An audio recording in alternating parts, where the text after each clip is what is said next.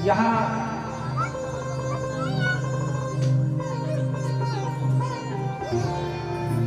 प्रद्युम्न की कथा के बाद एक सूर्य का भक्त है सत्राजित। सत्राजित की कथा आती है। आसीन सत्राजितः सूर्यो भक्तस्य परमा सखा। एक सूर्य का भक्त है सत्राजित।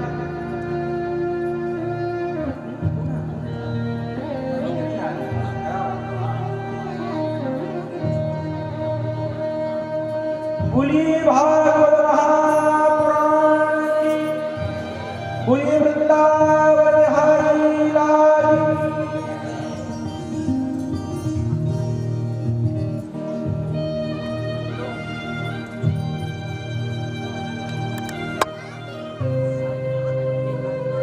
सत्राजित सूर्य का भक्त है।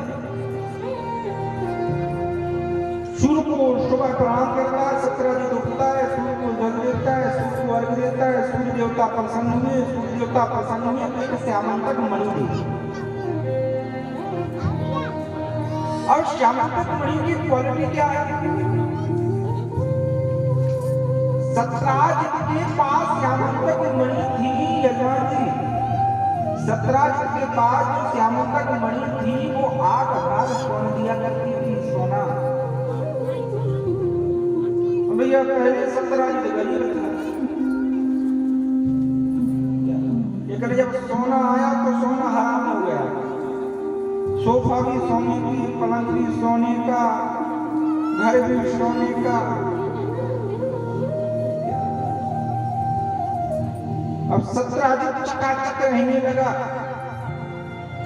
देखिए ईश्वर की कृपा से जब हमें कुछ मिल जाए ना तो ईश्वर को थैंक्स कहिएगा। और जो हमें मिल रहा है ये हमें प्रभु की कृपा से मिल रहा है। ये हमारी समर्थ नहीं है कि हम कुछ कमाएं। जो आ रहा है, जो मिल रहा है, जो है वो ईश्वर की कृपा से है। और वैष्णव सदैव कहता है, कोई वैष्णव से पूछे कैसा चल रहा है तो वैष्णव कहता है ठाकुर जी की कृपा से 2 बेटी थी, दोनों बेटी की अच्छे घर में शादी हो गई। एक बच्चा है तो भैया विदेश में रहता है। एक ठाकुर की कृपा।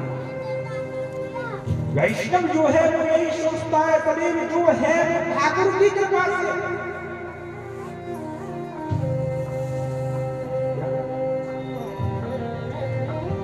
अब सत्राजित के पास सोना तो सोना हराम हो गया। आजकल की समस्या धन नहीं तो समस्या है, तो समस्या है तो रखेगा। कुछ लोगों की तो नींद ही नहीं लगती रात में। घर में रखा है, कहीं डाका न ले जाए, कहीं चोर न ले जाए। है जिसके पास तो खर्च क्या करे, दिखावा में खर्च कर रहे हैं। बढ़िया नेकलेस, बढ़िया हीरे मोती की बढ़िया ज्वेलरी पहन रही है। क्या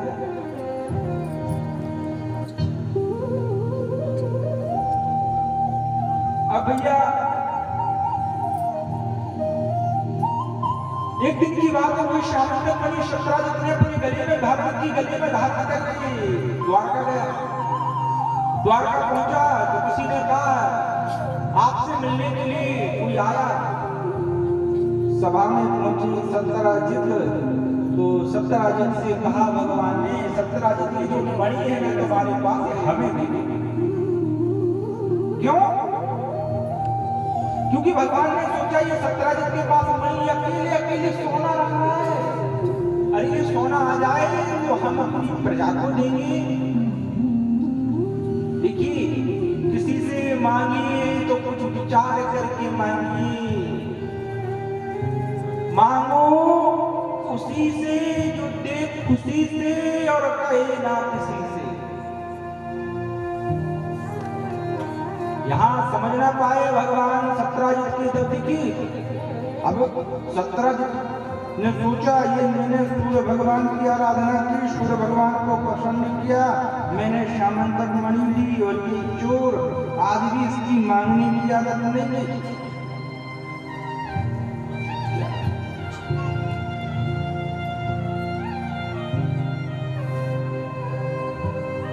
अब यहाँ भैया सत्यजीत चला गया, घर में गया, अपनी पत्नी से बताया जाके।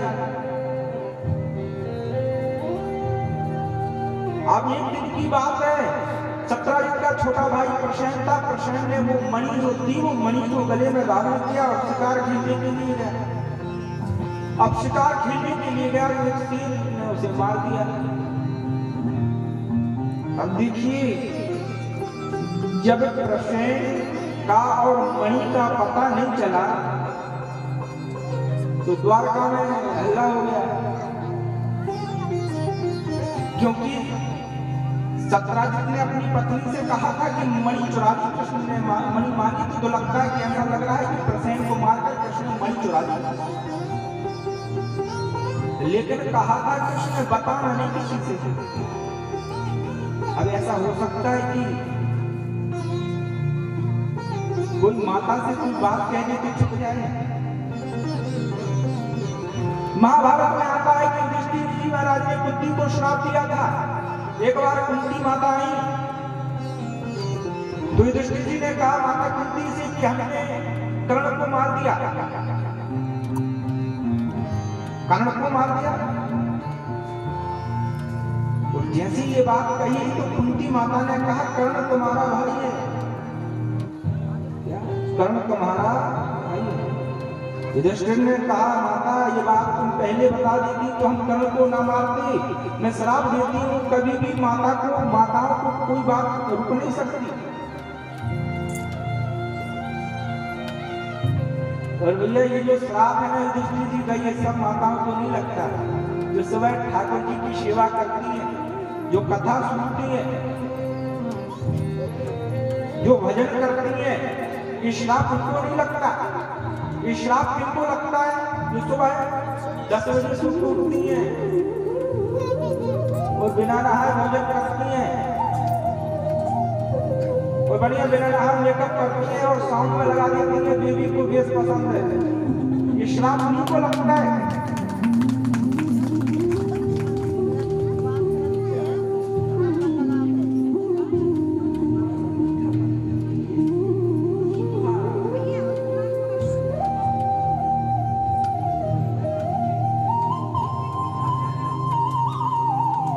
देखिए जो भगवान है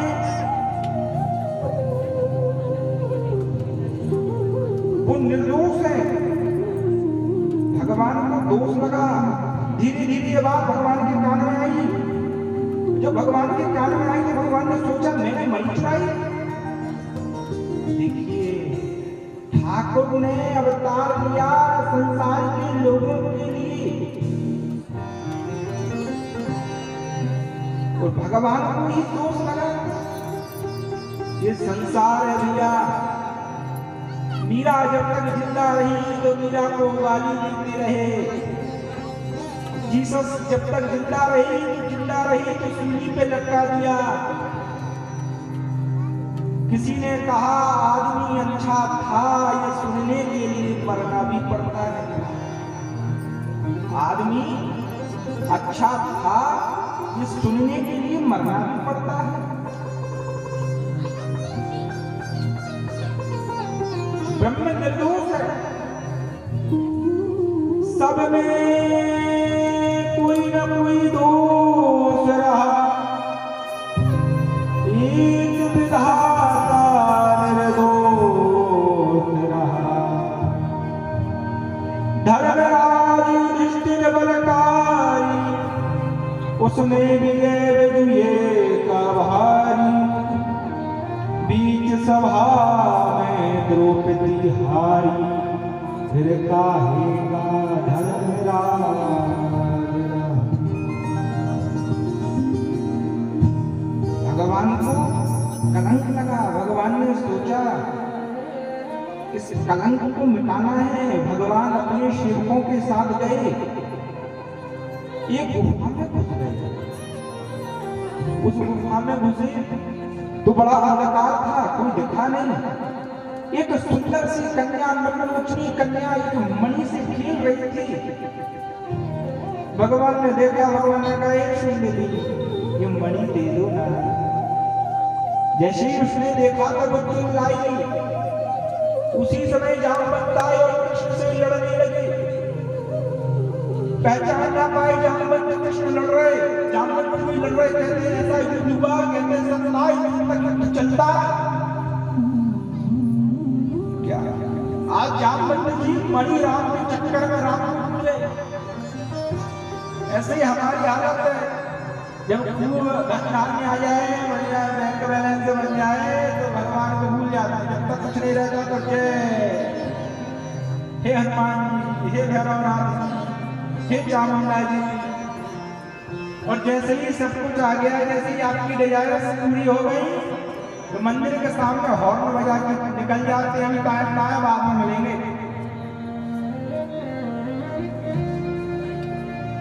तो जामवंत जी भी भूल गए। किसको भूल गए? अपने राम को भूल गए। और 27 दिन तक युद्ध करते रहे। त्रेता में जब राम और रावण का युद्ध हुआ तो युद्ध बड़ा भयानक चल रहा था। जामवंत जी बड़े बूढ़े थे। जामवंत जी कहते मुझसे तो कोई लड़ाई ना आया। अब राम जी मन की बात समझ गए, बोले अभी तो नहीं लड़ रहा कोई, लेकिन द्वापर में मैं लड़ूंगा। तो आज श्री कृष्ण राम कृष्ण बन गए और जामवंत जी की जो इच्छा है उस इच्छा को पूरा किया।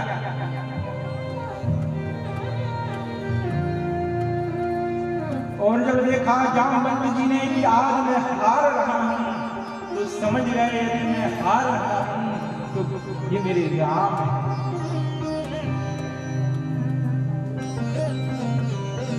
उसी समय हाथ जोड़कर जामवंत खड़े हो गए। देखिए जामवंत जो है ना वो राम के अनन्य भक्त है। जामवंत जो है वो राम के अनन्य भक्त है, कृष्ण को झुक नहीं सकते। जामवंत जी कह रहे हैं आप राम बन जाइए। कित मुरली कित चंद्रिका कित गोपियन के अपने जन के कारण श्री कृष्ण भये रघुनाथ। उसी समय कृष्ण वंशीधर थे और जब जामवंत का भाव देखा तो उसी समय धनुर्धारी रामचंद्र प्रकट हो गए।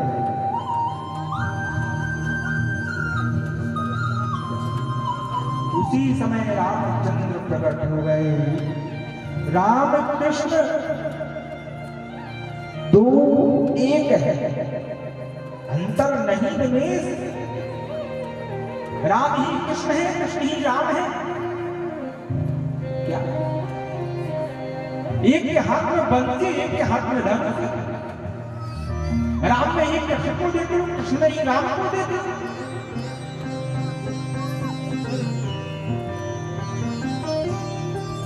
भक्त का भाव, भक्त जैसा भाव बना ले भगवान वैसे ही बन जाते हैं। साकार न निराकार भक्त की भावना में तदाकार। भक्त जैसा भाव बना ले। ओरे ओरे नादे अनेक मानिए जो भावे।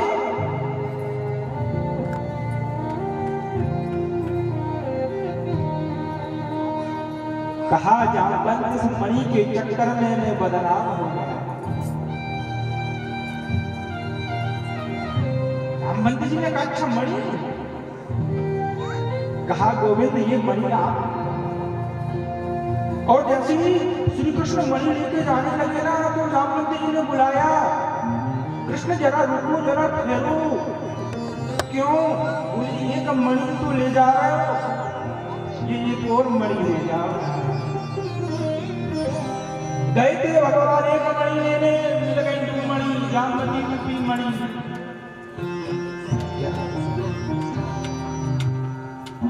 जामवती कौन है? जामवती जो है वो स्मरण भक्ति है। क्योंकि त्रेता से सतयुग से जामवंत जी, सतयुग में भी जामवंत जी थे, त्रेता में भी जामवंत जी थे, और अब द्वापर आया।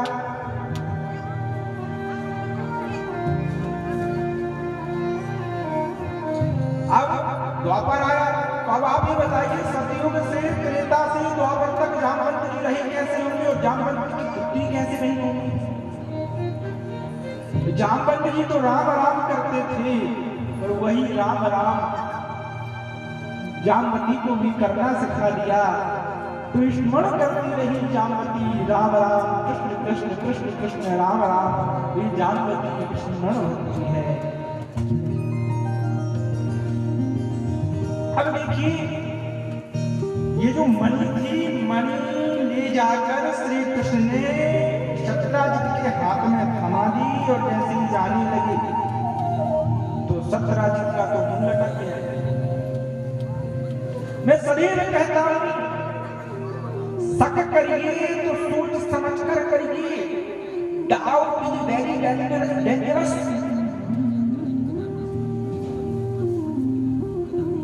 कभी कभी आपका शक आपको इम्बैलेंस कर सकता है, शर्मिंदा कर सकता है। ये जरूरी नहीं है कि जो आप सोच रहे हैं वो हो ही।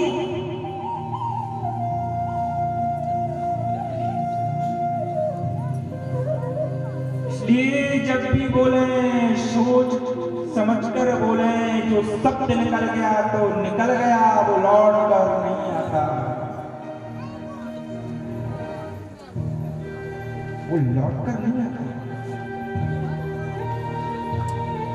इसलिए शब्द सोच समझकर बोले। जुबान संभाली नहीं जाती, रिश्ते संभालने की बात करते हैं क्या? आज के समय में भैया घूंघट से लंबी तो जुबान हो गई है। क्या बोलना है, क्या बोलना है, क्या नहीं बोलना है, ये तो पता ही नहीं है।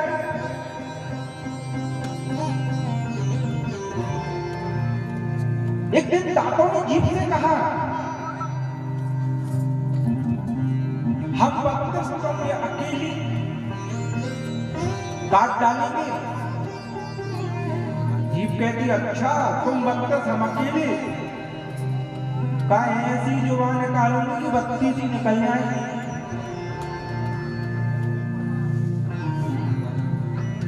इसलिए अब देखिए, सत्यराजित को मणि दी, मणि देकर श्री कृष्ण जाने लगे। और जैसे ही जाने लगे तो कहा सत्यराजित ने हाथ जोड़कर, ये जो मेरी पुत्री है, इस पुत्री को आप स्वीकार करिए, ये आपको मन ही मन चाहती है और आपको वर्ण किया। दूसरा विवाह, तीसरा विवाह भगवान का सत्यभामा से हुआ। सत्यभामा के बाद भगवान का विवाह मित्रविंदा से हुआ। मित्रविंदा ये तुलसी की सखी है। क्यों? क्योंकि भगवान श्री कृष्ण को पाने के लिए मित्रविंदा तुलसी की पत्ती तोड़ के इकट्ठी करती थी और श्री कृष्ण का अर्चन करती थी। कहते मित्रविंदा ने तुलसी की पत्ती से इतना अर्चन किया श्री कृष्ण का कि नाम ही पड़ गया मित्रविंदा। क्या नाम ही पड़ गया मित्रविंदा। और मित्रविंदा भगवान को चाहती थी, तो भगवान ने मित्रविंदा का वर्ण किया। एक दिन की बात है, भगवान और श्री कृष्ण, भगवान और अर्जुन वही यमुना के किनारे टहल रहे थे। यमुना के किनारे टहल रहे थे तो श्री कृष्ण ने कहा, मुझे प्यास लगी है, जाओ यमुना से जल लेके आओ। अर्जुन आया यमुना जी के किनारे जल भरने के लिए। जब यमुना जी के किनारे जल भरने के लिए आए तो देखा अर्जुन ने एक बड़ी सुंदरी बैठी है और बैठकर तप कर रही है। तो पूछा, तुम कौन हो? तो सुंदरी ने बताया, मेरा नाम कालिंदी है, मैं सूर्य की पुत्री हूँ और कृष्ण को पाने के लिए तप कर रही हूँ। अर्जुन ने मुस्कुराते हुए कहा, कालिंदी तुम्हारा तप पूरा हो गया, क्योंकि कालिंदी के किनारे ही कृष्ण भटक रहे हैं। कृष्ण के पास अर्जुन गए और अर्जुन ने कृष्ण से कहा, तुम्हें चाहने वाली तुम्हारा नाम स्मरण कर रही है, यमुना के किनारे बैठकर तप कर रही है। अच्छा, भगवान का पांचवा विवाह कालिंदी से हुआ। ये कालिंदी कौन है? ये कालिंदी साक्षात यमुना मैया है। बोलिए यमुना माई की। मीठे रस से भरोरी राधा रानी लागे, महारानी लागे। मन खारो खारो यमुना जीरो पानी लागे। ओ मीठे से भरोरी राधा रानी लागे, भरोरी राधा रानी लागे, महारानी लागे। मन खारो खारो यमुना जी।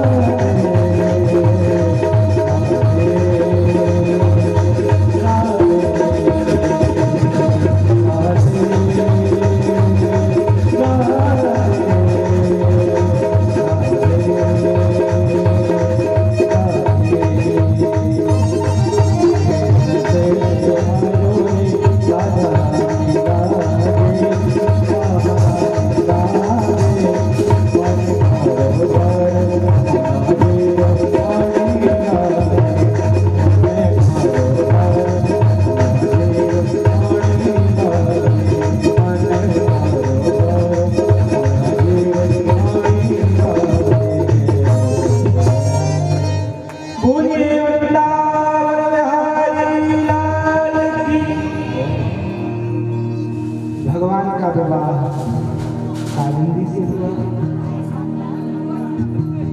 लक्ष्मणा से हुआ। जामवंत जी आते हैं बंदर के रूप में राम से मिलने के लिए। जामवंत जी आते हैं।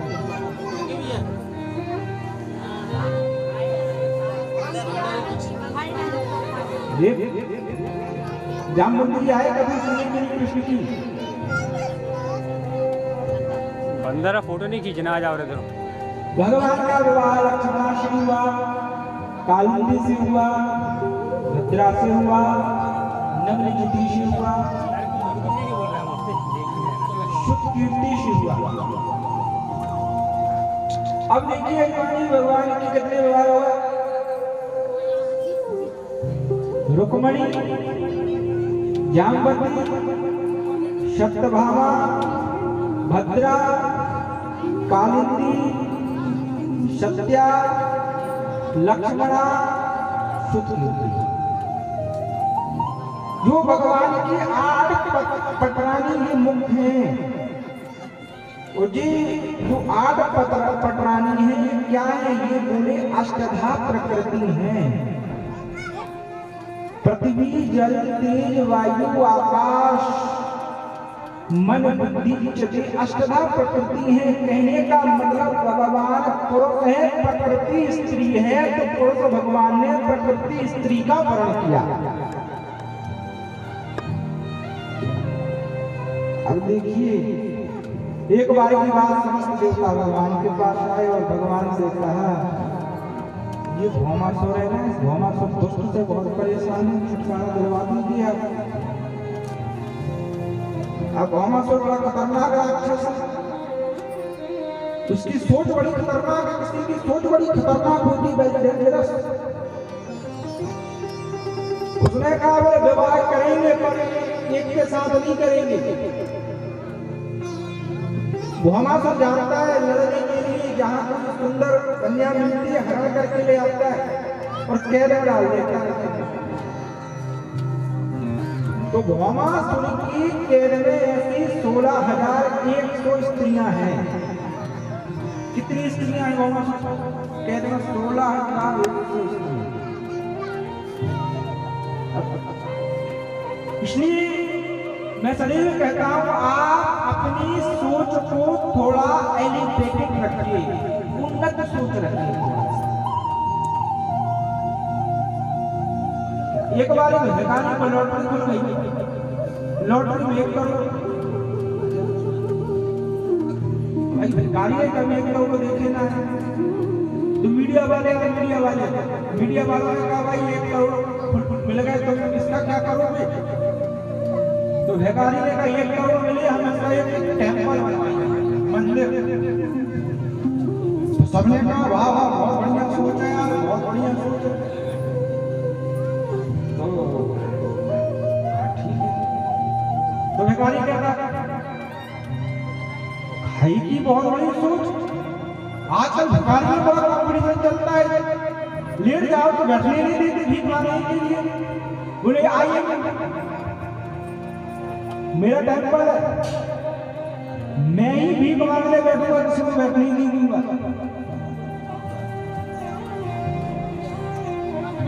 इसलिए आप अपनी सोच को थोड़ा एलिवेटेड रखिए।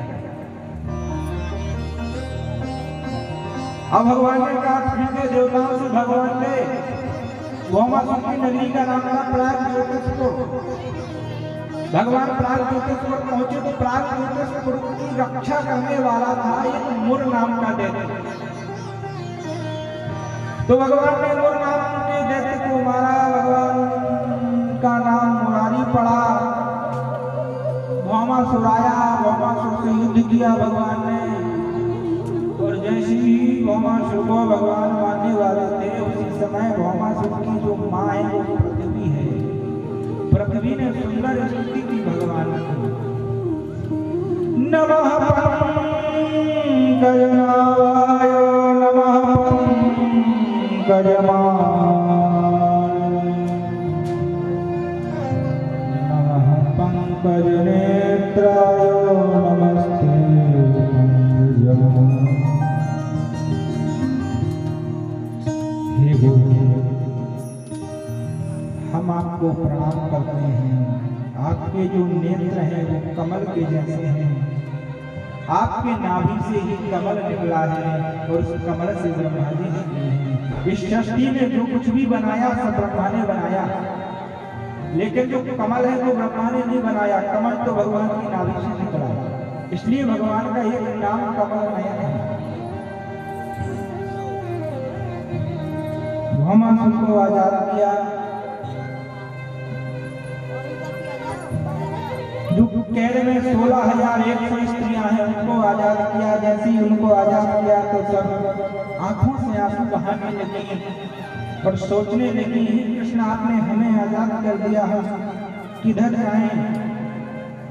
हमारा घर कहाँ है, हमारे पिता कहाँ हैं, हमारी माँ कहाँ है? आप ये देखिए भगवान की सिचुएशन। लोग कहते हैं भगवान ने इतने सारे विवाह किए 16,108, लेकिन भगवान के सामने जो सिचुएशन है उसको भी किया। भगवान यदि उनसे विवाह न करते तो वो कहाँ जाता?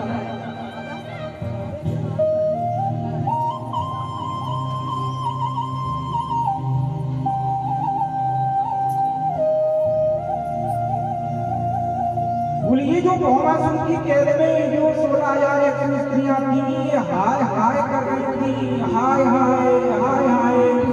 नारद जी आए, नारद जी ने कहा हाय हाय मत करो, हरि हरि कहो। और यही हरि हरि करने लगी, भगवान का स्मरण करने लगी। भगवान ने आजाद किया, फिर भगवान ने इनका वर्ण किया तो भगवान के विवाह हो गए 16,108। 16,108 भगवान के विवाह हुए। क्या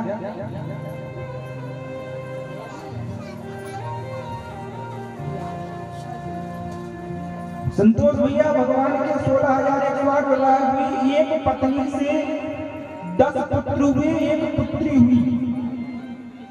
कितने? एक पत्नी से 10 पुत्र, एक पुत्री। कितने हो गए? 1,77,188। 1,77,078। अब भगवान की संतान देखिए आप कितनी सारी है, और हमारी संतान क्या? बोले हम दो, हमारा एक, और हमारा पड़ोसी समझ रहे हैं? हमारा जो पड़ोसी वो कहता हम दो, हमारे गिन लो।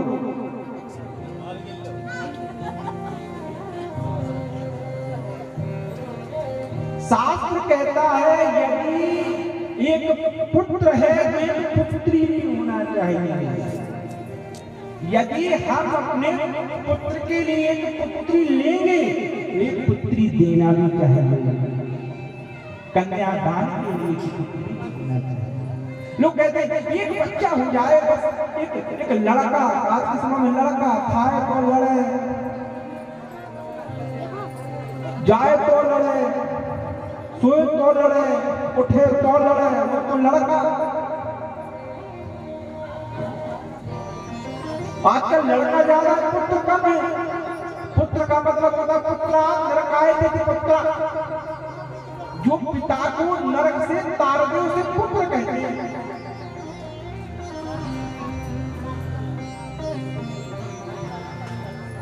तो यहाँ भगवान का सुंदर विवाह। अभी एक दिन नारद जी ने सोचा भगवान अकेले हैं, इतनी सारी पत्नियां हैं, अब भगवान किसके पास जाते होंगे? अब अकेले भगवान इतनी सारी पत्नियों को कैसे संभालते होंगे? इनकी डिजायर को कैसे पूरी करते होंगे? इनकी इच्छाओं को कैसे पूरी करते होंगे? तो नारद जी के मन में ये प्रश्न था। तो नारद जी द्वारका आए। नारद जी जब द्वारका आए तो नारद जी ने द्वारका में देखा कि कृष्ण की पत्नी 16,108 है, तो कृष्ण के भवन भी 16,108 है। हर एक भवन में भगवान 16,000 धारण करके हर एक भवन में रह रहे हैं। क्या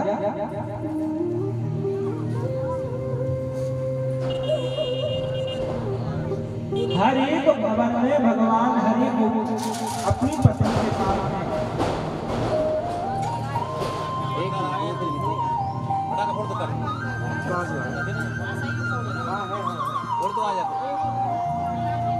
अब नारद जी ने सोचा यदि भगवान के ग्रस्त में यदि थोड़ा सा झगड़ा करवा दे तो कैसा लगता है। अब भगवान की पत्नी सत्यभामा की बड़ी क्रोधी थी। आज के समय में भैया दो प्रकार की पत्नी, एक तो धर्म पत्नी, एक गरम पत्नी।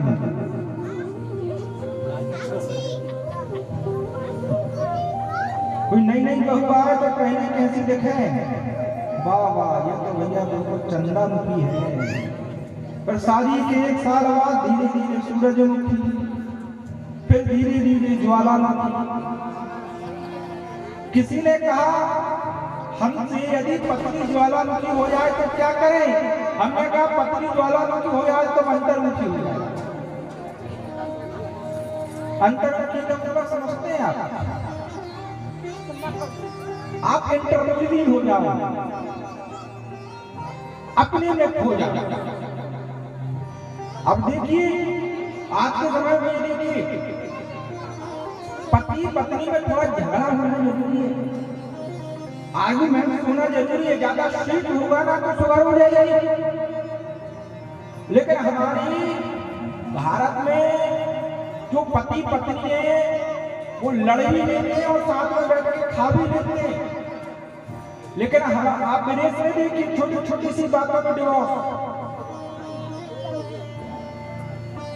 छोटी छोटी बातों में डिवोर्स हो जाते हैं विदेश में। और अमेरिका वाले संतोष जी, अमेरिका वाले कहते हैं बोले संबंध हमारे अच्छे रहे, बोले कैसे, बोले लिविंग रिलेशनशिप, बोले 5-6 साल पहले साथ में रहेंगे, एक दूसरे को समझेंगे, एक दूसरे को पहचानेंगे, फिर उसके बाद विवाह होगा। तो हम क्या कहते हैं, अब जितनी बन थी तो 5-6 साल पहले बन गई, विवाह के बाद तो बिगड़ेगी।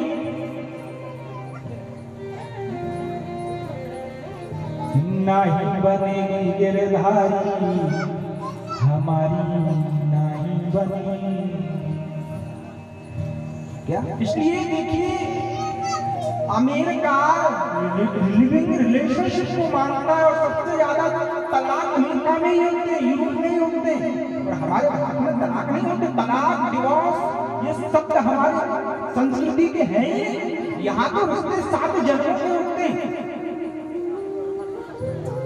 विवाह कोई कॉन्ट्रैक्ट नहीं है, साइन कर दो शादी हो गई, संबंध एक बार होता है। अब यहाँ देखिए नारद जी गए सत्यभामा सरकार, सत्यभामा श्री कृष्ण जाते हैं स्वर्ग और स्वर्ग से पारिजात वृक्ष का फूल लाते और रुक्मणी को देते हैं। अब ये सत्यभामा को रुक गई। सत्यभामा गए के पास कृष्ण गए और कृष्ण ने कहा सत्यभामा, बोले बोलो मत, तुम स्वर्ग जाते हो रुक्मणी को पारिजात वृक्ष का फूल लाते हो और हाथ में दे देते हो। तो अब कृष्ण ही तो कृष्ण ने कहा ठीक है सत्यभामा, रुक्मणी को पारिजात का फूल लाके कहो तो तुम वृक्ष ही ले आओ। अब सत्यभामा भी कहा मानने वाली, वृक्ष चलो लेंगे। अब भगवान पहुंच गए स्वर्ग सत्यभामा को लेके। इंद्र से कहा ये जो पारिजात का वृक्ष चाहिए दे दो। क्या? अब इंद्र ने कहा देखिए ये स्वर्ग की संपदा ही हम दे नहीं सकते। देखिए जब कष्ट आता है स्वर्ग के देवताओं को दौड़े आते हैं कृष्ण के पास। लेकिन जब कृष्ण ने देवताओं से कुछ मांगा तो देवताओं ने शाप इनकार कर दिया। श्रीमद् भागवत में लिख दिया ये इंद्र की धनाढ्यता पर धिक्कार है। भगवान ने कहा तुम सीधे नहीं दोगे तो हम टेढ़े ले लेंगे। भगवान ने देवताओं से युद्ध किया, पारिजात वृक्ष खाड़ा और पारिजात वृक्ष खाड़ के सत्यभामा के आंगन में लगा दिया। लगाया सत्यभामा के आंगन में, फूल गिर गए रुक्मणी के आंगन में। रुक्मणी फूल बीनती है, सुबह उठकर माला बनाती है और कृष्ण को पहना देती है। ये बात सत्यभामा को पता चला तो सत्यभामा फिर उठ गई, कहती कृष्ण कन्हैया तुम भी टेढ़े, तुम्हारा काम भी टेढ़ा। क्यों? बोले पारिजात का वृक्ष हमारी लीलाए की रुक्मणी के लिए। बोले क्यों? बोले हमारा लगाया हमारे आंगन में, वो भी लगा टेढ़ा। फूल गिरते हैं, रुक्मणी फूल बीनती है, माला बनाती है, तुम्हें पहना देती है। ठाकुर जी कहते माला रुक्मणी हमें पहनाएगी, वो माला ला के हम तुम्हें पहनाएंगे।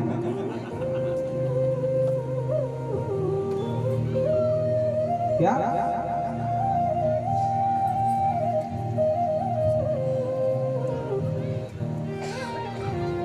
तो बढ़िया।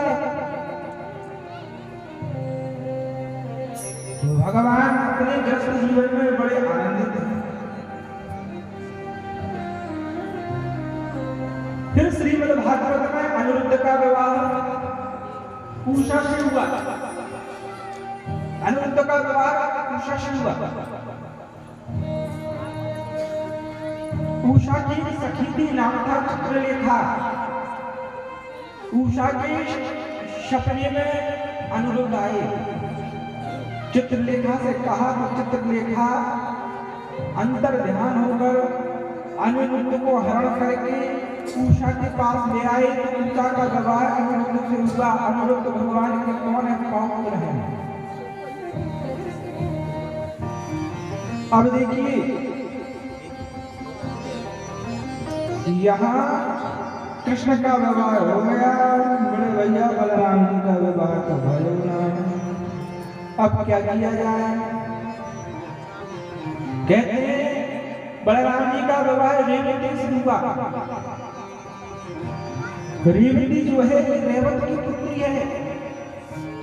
रेवत जी महाराज ने सोचा हम अपनी पुत्री का विवाह करेंगे, लेकिन पुत्री का जब विवाह करेंगे तो किससे पूछेंगे? ब्रह्मा जी से। तो रेवत जी पहुंच गए ब्रह्मा के पास,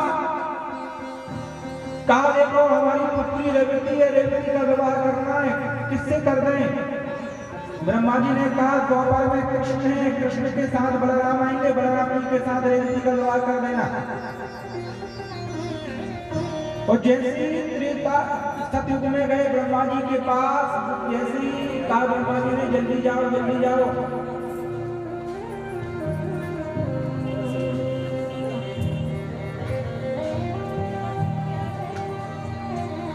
सतयुग से जैसे ही भगवान रेवत आए तो सतयुग से त्रेता बीत गया, त्रेता से द्वापर बीतने वाला था। तो यहाँ रेवती जो है वो सतयुग की है। रेवती सतयुग की है और बलराम जी द्वापर की। तो रेवती सतयुग की थी तो 20 फुट की थी, बलराम द्वापर के थे तो 10 फुट की थी। अब आप ये बताइए 10 फुट की पत्नी, 20 फुट की पत्नी और 10 फुट के पति, और जब बढ़िया विवाह हो तो जोड़ी कैसी लगे? तो कृष्ण भगवान जोड़ी देखते तो बड़े हंसते हैं, क्या जोड़ी बनाई।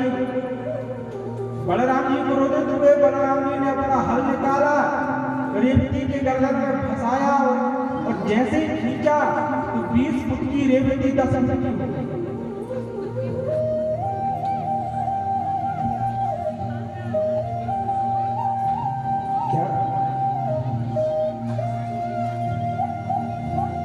बढ़िया सुंदर विवाह हुआ बलराम जी का।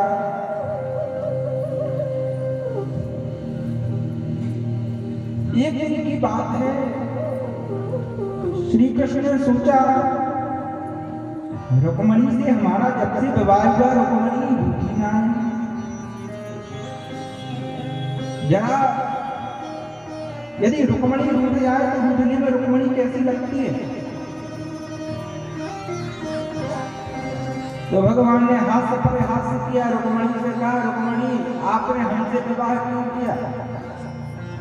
हम कहाँ बन बन भटकने वाले, चोरी करने वाले, काले कलूटे।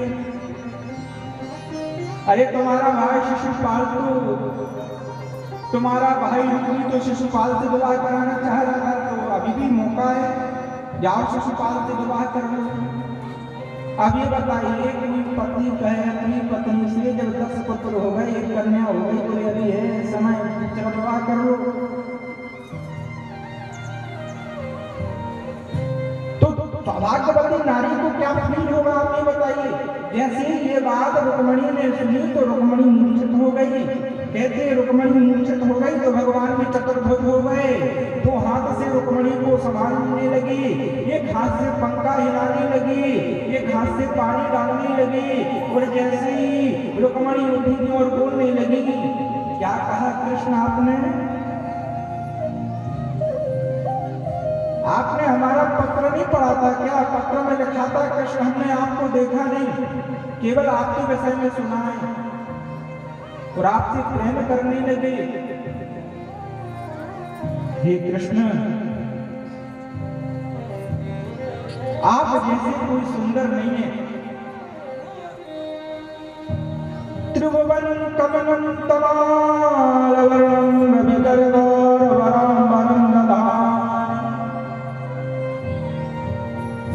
रुक्मणी जी कहती है शिशुपाल सुंदर है। आज की सुंदर किस चीज में है? आज की सुंदरता कहाँ है? बढ़िया बाल बना लिए, बढ़िया आजकल की जो कटिंग है बालों की, हेयर स्टाइल है, सब बदल जाती है समय के अनुसार। कहीं यहाँ से बाल खत्म हो गए, कहीं यहाँ से बाल खत्म हो गए, तो यहाँ के बाल है तो कहीं यहाँ के बाल नहीं। आज की सुंदरता का बालों में आजकल तो जेल भी चलता है, जेल खड़े हो गए बाल सीधे, ऐसा लग रहा है जैसे 100 वोल्ट का करंट लग गया हो। आज की सुंदरता बालों में, आज की सुंदरता नाखूनों में, बढ़िया लंबे लंबे नाखून में बढ़ा लिए तो बढ़िया फैशन चल रहा है। आज की सुंदरता कपड़े, आज की डिजाइन कपड़ों की। आज के युवा कपड़े पहनते, जींस भी पहनते तो फटा हुआ जींस। ये कैसे डिजाइन की जींस, फटा डिजाइन।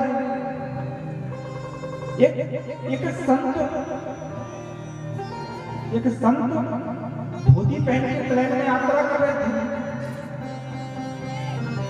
तो संत ने जैसे जींस देखा, जींस तो बड़ा अद्भुत जींस है तुम्हारा, कहा बोली यहाँ से हवा जाती है।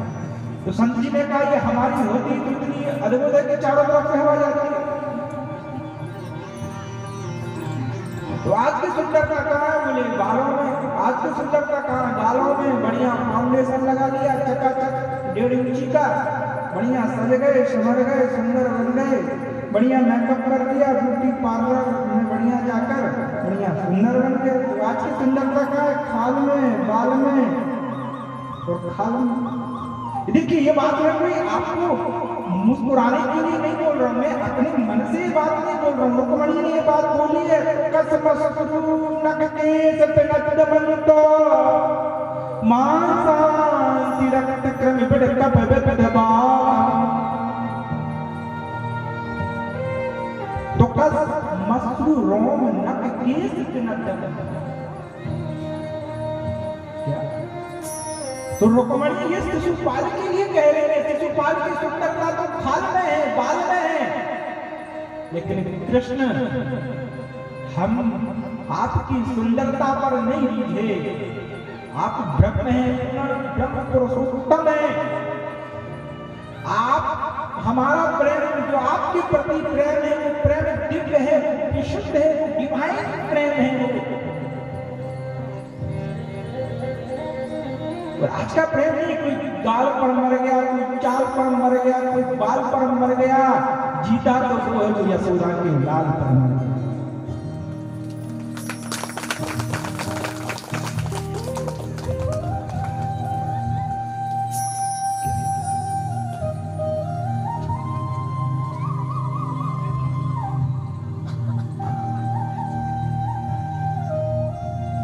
अब यहाँ रुक्मणी ने बहुत सुंदर तर्क दिए, भगवान मुस्कुराने लगे। कहने का मतलब क्या है?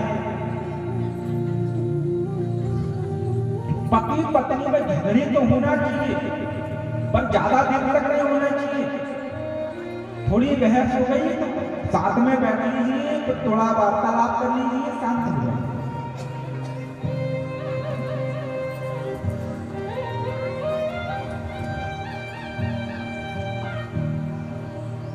इसलिए ये जो रुक्मणी है ये कौन है? ये धर्म पत्नी है। पत्नी किसे कहते हैं? पतनात् त्यायते थी पत्नी, जो पति को नरक से तार दे उसे पत्नी कहते हैं। तीन प्रकार की पत्नी होती है। एक तो पत्नी, एक होती श्रीमती। श्रीमती कौन है? जो पति के कदमों से कदम मिलाकर चले वो श्रीमती है। और एक होती वाइफ। वाइफ जो है बहुत एडवांस होती है। पत्नी तो आगे आगे चल रही बैग टांग के, पति पीछे पीछे बच्चा लेकर चल रहा है, वाइफ।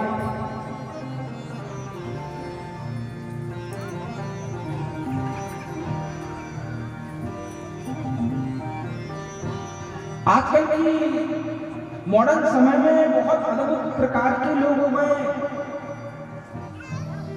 एक बाइक गई जो मॉडर्न थी, एक बाइक मॉडर्न बाइक गई एक संत जी के पास। तो संत जी भी बड़े अलबेले थे। संत जी बड़े अलबेले थे। तो मॉडर्न बाइक गई, उसने कहा संत जी हम अपने पति को बस में करना चाहते हैं। संत बड़े अलबेले थे। उन्होंने कहा अच्छा बस में करना चाहते हो? बोले हाँ जाओ, शेर की मूंछ का बाल उखाड़ के लाओ। अच्छा, अब वो गई बाइक जंगल। धीरे धीरे 1 महीने लग गया शेर के पास जाते जाते, फ्रेंडशिप कर ली शेर से। 1 महीने लग गया शेर से फ्रेंडशिप कर ली। शेर के पास गई और मूंछ उखाड़ के संत